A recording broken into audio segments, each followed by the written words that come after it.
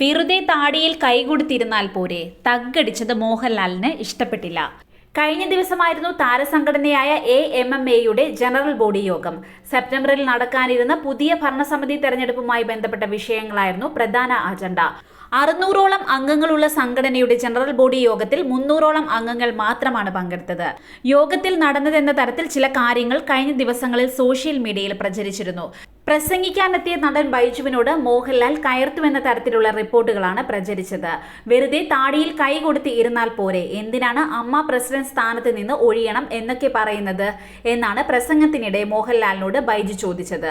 അത് ഇഷ്ടപ്പെടാതിരുന്ന മോഹൻലാൽ പൊട്ടിത്തെറിച്ചുവെന്നും പ്രസംഗിക്കാൻ വന്നാൽ അത് ചെയ്തിട്ട് പോണം, ഞാൻ നിൽക്കണോ രാജിവെക്കണോ എന്നൊക്കെ ഞാൻ തീരുമാനിക്കും എന്നും ബൈജുവിനോട് മറുപടി പറഞ്ഞുവെന്നാണ് പ്രചരിച്ചത്.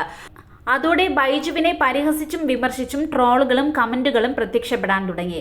പ്രതികരണവുമായി എത്തിയിരിക്കുകയാണ് നടൻ ബൈജു. സത്യം അറിയാതെ പലരും വ്യാജം പ്രചരിപ്പിക്കുന്നുവെന്നും സത്യാവസ്ഥ സോഷ്യൽ മീഡിയയിൽ പ്രചരിക്കുന്നതല്ല എന്നും നടൻ പറഞ്ഞു. സംഭാഷണം വളച്ചൊടിച്ചുവെന്നും ബൈജു പറഞ്ഞു. ഇപ്പോഴുള്ള കമ്മിറ്റി തുടർന്നാൽ പോരെയെന്ന് താൻ പ്രസംഗത്തിനിടെ പറഞ്ഞപ്പോൾ അത് ഇഷ്ടപ്പെടാതിരുന്ന മോഹൻലാൽ അനിഷ്ടം പ്രകടിപ്പിക്കുക മാത്രമാണ് ചെയ്തതെന്നും നടൻ പറഞ്ഞു. സോഷ്യൽ മീഡിയയിൽ ചില കാര്യങ്ങൾ പ്രചരിക്കുന്നതായി കണ്ടു. എന്തിനാണ് സത്യം അറിയാതെ ഇത്തരം കാര്യങ്ങൾ പ്രചരിപ്പിക്കുന്നതെന്ന് മനസ്സിലാകുന്നില്ല. വാസ്തവമല്ല നിങ്ങൾ അറിഞ്ഞത്. 3 വർഷങ്ങൾക്കു ശേഷമാണ് ഞാൻ അമ്മയുടെ ജനറൽ ബോഡി മീറ്റിംഗിൽ പങ്കെടുക്കുന്നത്. മാത്രമല്ല വൈകിയാണ് മീറ്റിംഗിൽ പങ്കെടുത്തതും. അപ്പോഴേക്കും ശ്രീ മോഹൻലാലിന്റെ പ്രസംഗം കഴിഞ്ഞിരുന്നു. ഇപ്പോഴുള്ള കമ്മിറ്റിയും പ്രസിഡന്റ് മോഹൻലാലും സ്ഥാനം ഒഴിയുകയാണെന്നും പുതിയ കമ്മിറ്റിയെ തെരഞ്ഞെടുക്കുകയാണെന്നും തീരുമാനിച്ചും കഴിഞ്ഞിരുന്നു.